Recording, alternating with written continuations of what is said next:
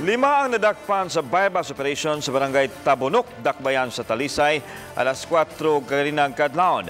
Kini ang gitutukan ni Luan Merondina.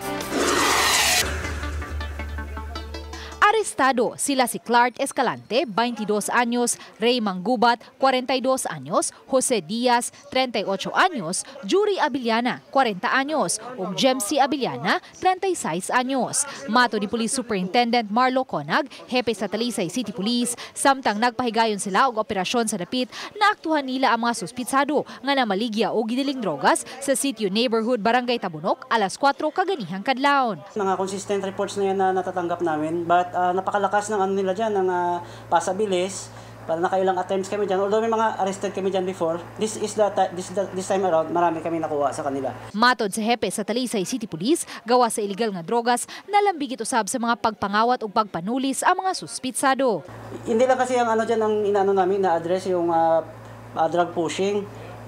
Kasi marami din kaming na-receive na reports about snatchers inside the mall in Gaisano. Victimizing many people. So, yan din ang isa sa ginawa namin na pag-raid so that magka-case build up din kami sa mga snatching incident sa mall and Tabunok area. Usa sa mga suspitsado nga si Jose, miangkong nabilanggo na kaniadto sa kasong theft.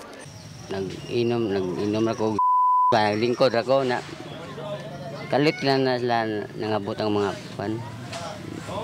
pulis. Maksimigdagan.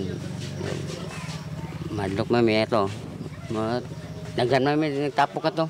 Uban ni cameraman Marlon Melgazo, Luan Merondina, Balitang Bisdak.